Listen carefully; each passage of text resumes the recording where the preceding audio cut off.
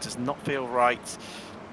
And well, another one bites the dust, meaning we've had 13 retirees and one non-starter out of a 48-car grid here today. It's brutal. It's brutal. Yeah, brutal is the correct word. These two still locked in with one another.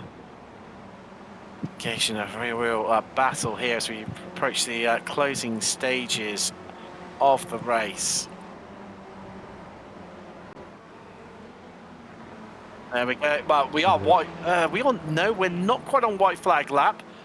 We've got one. Just a second. We are indeed. There we go. So they exit the final corner. White flag in the air. One lap left to go from round 8 of the SRF Weekend Warriors, presented by Ray Esports. And this is going to be a comfortable stroll home for our top two.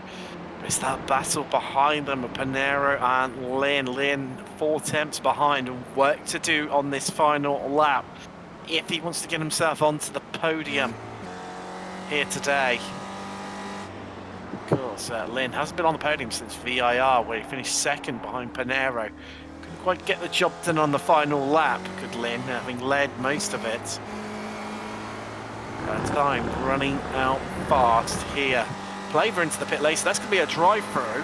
Panero knows he's in trouble. He goes defensive. Ariel just coming around the penultimate corner, one corner left. He's surely going to take victory here today. Just keep an eye on the background. It's a 1-2 for Texaco by TK. And the photo finish for those two. The run to the line. Here comes Lynn. Can he do it? No, he can't. He loses out by a tempo with Marco Panero. That was tight. That was a great run out of that corner by Lynn. So next up, Dantas versus Renders is the next battle we need to keep an eye on, viewers. There they come. What can Thomas Renders do? Can he be the Flying Dutchman on the run to the line? Well, look how close he is. He sneaks up the inside potentially. Looks at that. He might compromise his exit there. In doing so, that might have not been the move to make there, Thomas. And that has just allowed Evandro Dantas to hold on to 8th place. Another big group right here. Yeah, Fritcher and Overstreet across the line. They're not for position though, those two. Yeah, good run by Fritcher, top 10. Yes, well spotted. Josh Justice at 24. So is Gianni Longin. There he is.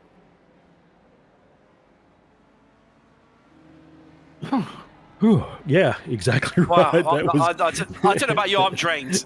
Yeah, that was quite a race. It was quite a race.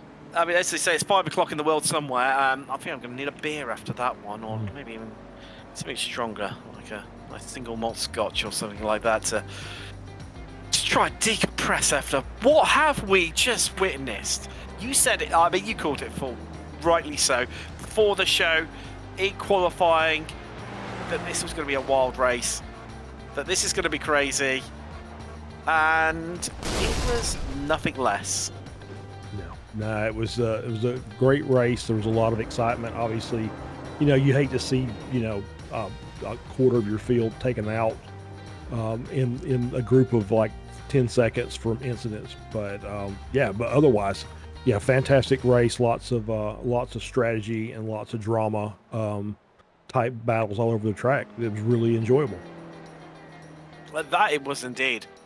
That was indeed. In a group of like 10 seconds from incidents, but but otherwise, yeah, fantastic race. Lots of strategy and lots of drama type battles all over the track. It was really enjoyable. That it was indeed. That was indeed, and but almost a bit of the old traditional, back to old school here.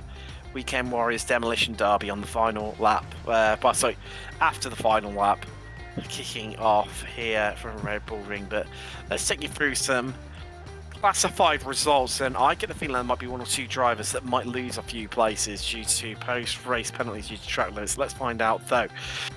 Well, they made it look like a photo finish, but it was all for the cameras, between Ariel and Castro finishing within a tenth of one another. But the true race for the line came from Murakami, Mitchell, Wishen, Favini, Healy, Mora.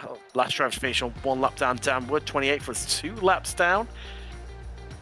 Then we have got Paul Jackson Overstreet at the end in 30th, 2 laps down. Cathcart also 2 laps down. And Bradshaw in 32nd was 3 laps down, so was Cantor. Into retirements, Philip Berry. When did we lose you in 34th? That was back on lap 37.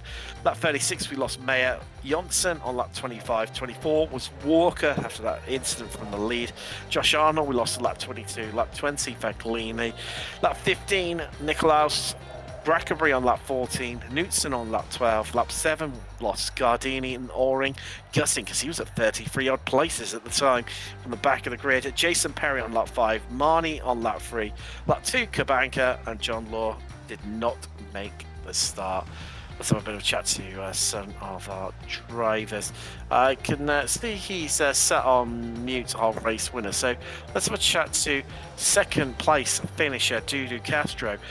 Beautiful photo finish there for the cameras between yourself and Gustavo. Nicely synchronized. But just talk us through that race. You seem to be just working together and almost a bit of a safety in numbers with your teammate. Yes. Hi guys.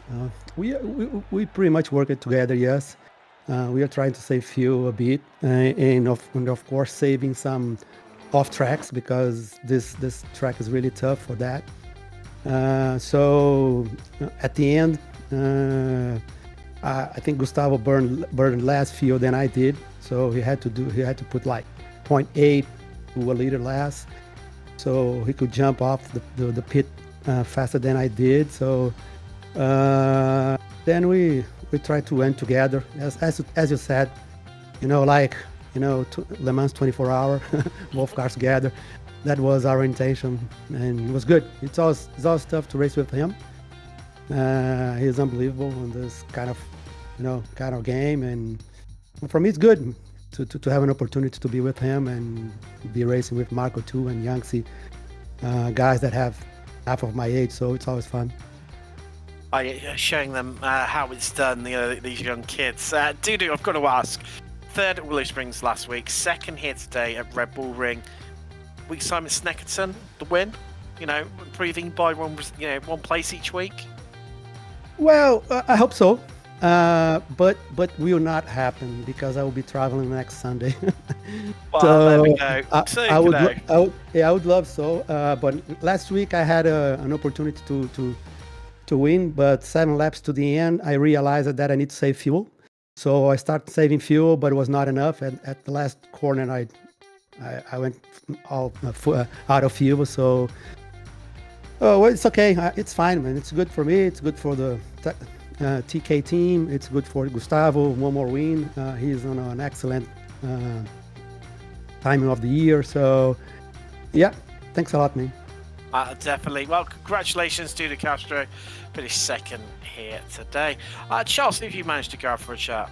Well, let's grab our Masters class winner, Antonio Race. Antonio, congratulations.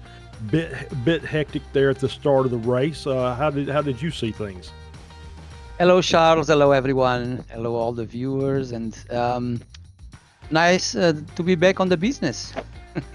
Somehow it worked. I don't know how, but I'm happy with that.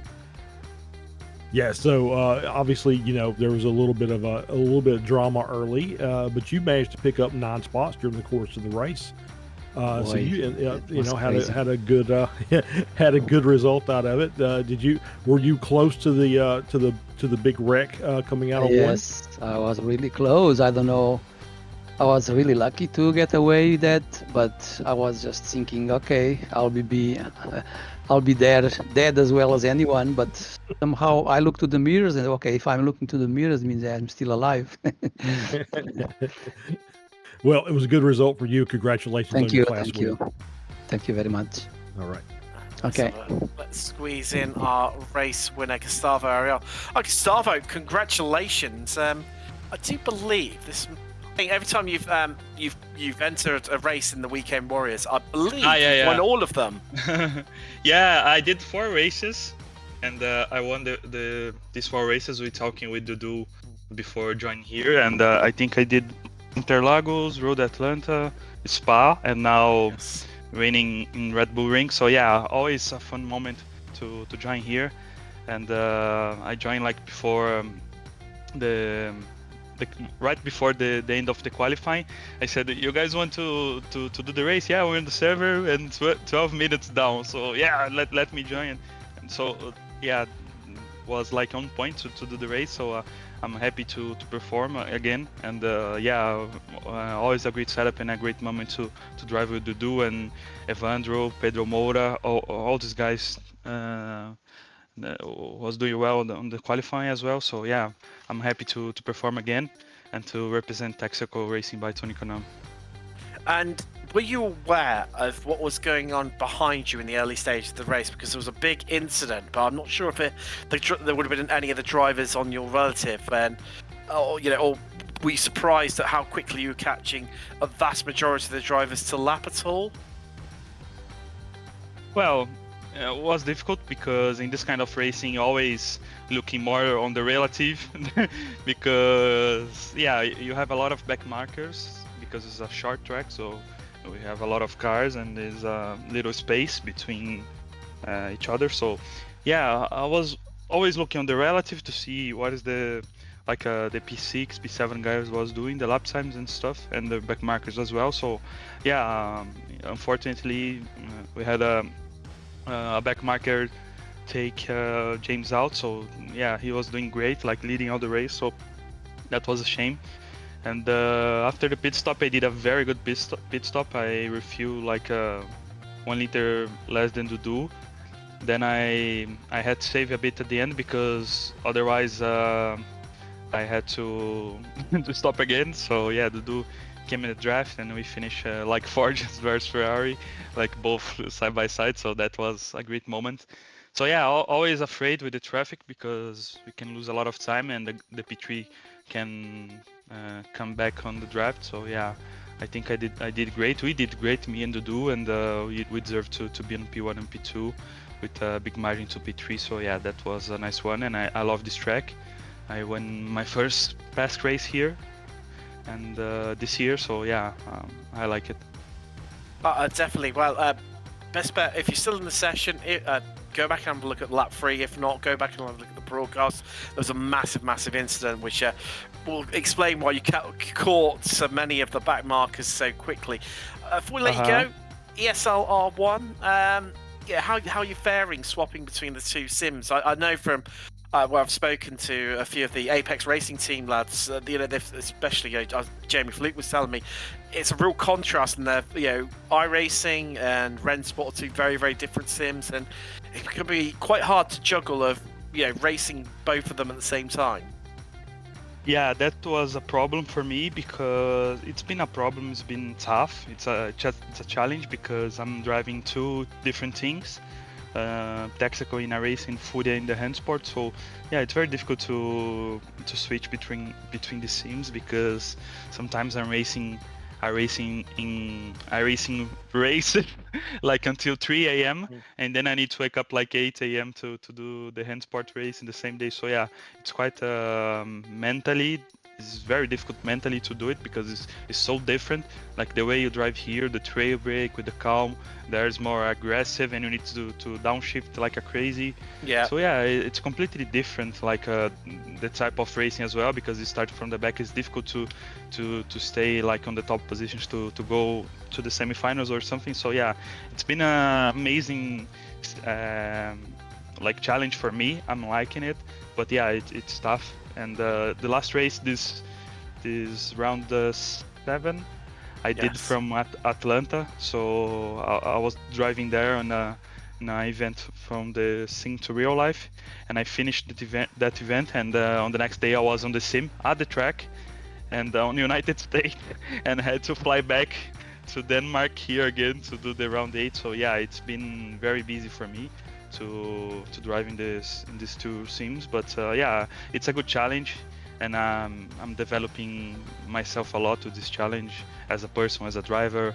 as a team, working with the teammates and stuff. So yeah, this is one of the best life experience. But yeah, it's been tough there because it's a new sim for me, and sometimes you you doubt about yourself, because here I'm top 1 rating and there I was not finishing so good on the race. So yeah, we're still developing, we're still finding that limit there, but it's been a challenge for me.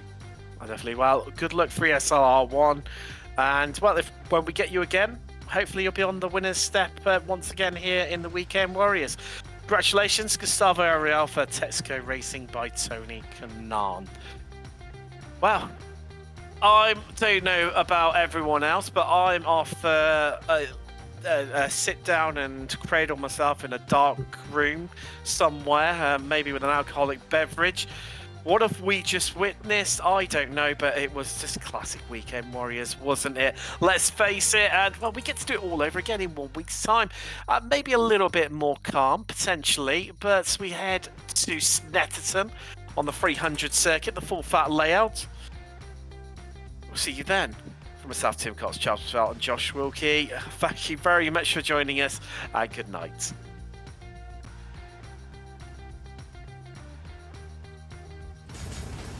Are you struggling for consistency in your sim racing? Does your iRating look like a roller coaster? If so, we have good news for you. The way to get more consistent is to first understand what you're doing differently than the professionals. And VRS is the answer. With our competitive subscription, you will have the telemetry, setups, tutorials, and everything else you need to fully analyze your driving. Our data packs and the ability to compare your driving with the best in the world will show you exactly where to adjust your inputs, change your driving line, and shave seconds off of your lap times. And our powerful and precise Direct Force Pro wheelbase and precision pedals are being used by some of the world's best drivers. All these champions agree that VRS hardware is not just the best on the market, it's also priced well below the competition. So if you're looking to upgrade to direct drive and the best pedals in sim racing, VRS is your answer. If you want to get better, get faster, and make it happen sooner rather than later, you owe it to yourself to find out why so many people are switching to VRS. You'll be so glad that you did. Visit www.virtualracingschool.com and learn why the best use VRS.